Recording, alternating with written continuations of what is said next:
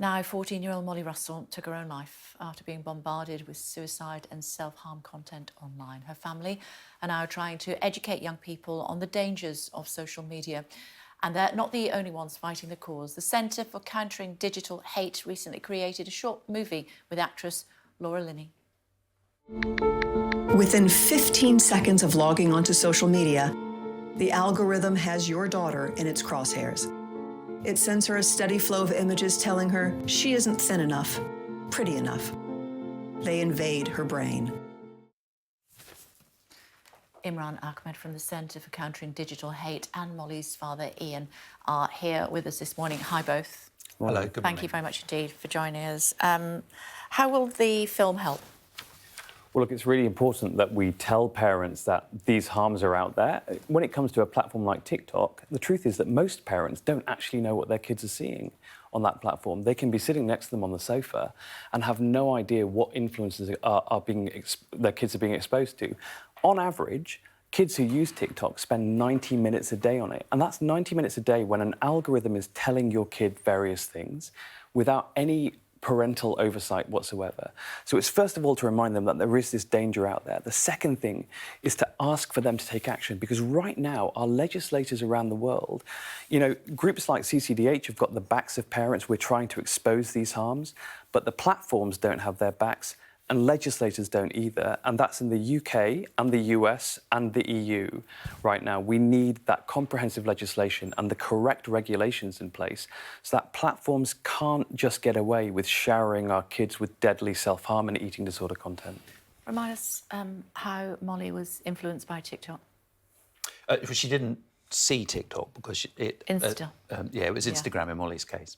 It's almost the same thing. One platform is very similar to the others. Their algorithms are slightly different, but they achieve a similar effect. Molly seemed to be a very ordinary, normal, well-behaved, well-adjusted schoolgirl. We had no concerns about her. There were no obvious signs of any mental ill health. And yet one day we got up in the morning and she was no longer with us. She had ended her own life completely without warning one night.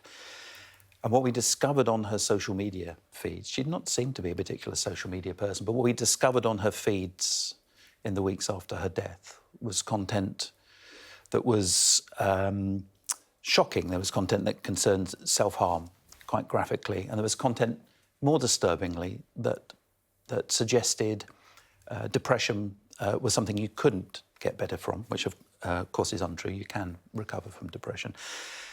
And suggested one of the solutions was to end your own life. And for global platforms to be showing content that suggested that a 14-year-old should end their own life, I couldn't believe that we'd found that this was happening, and happening in a very easy to discover manner.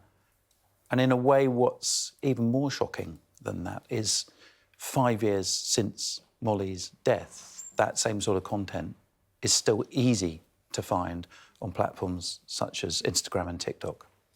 And more than that, it's pushed towards young users.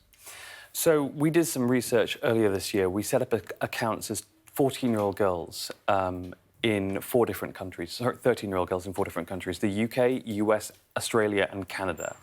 And we then recorded, in the first half hour of using that as a new account, as a 13-year-old girl, what content did the algorithmically generated, the automatically generated For You page serve up to kids?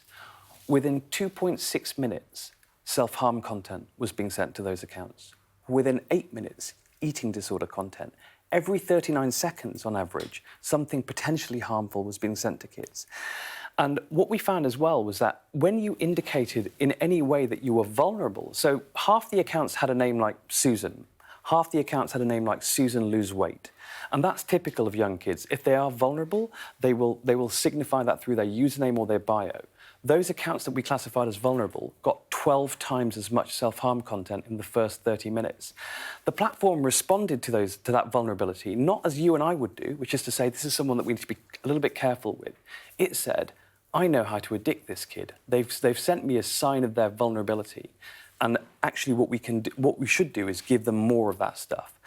And it is just so cynical, so irresponsibly designed, with no safety considerations taken into account as they've built their algorithms, which are designed to make profit. My concern with that is that right now there are no consequences for that behaviour. There's no transparency of how these systems work. It takes organisations like mine who do this kind of work to expose that these things are happening. And the legislation that the UK is passing right now, the Online Safety Bill, has a real black hole. Yeah. Will the Online Safety Bill help? It has to help for the sake of our children. It remains to be seen how effective it's going to be. It's in the House of Lords being debated at the moment.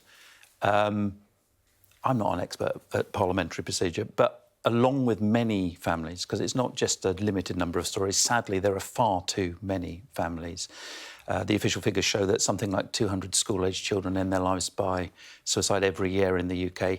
Many of those have a connection with online harms that they've found.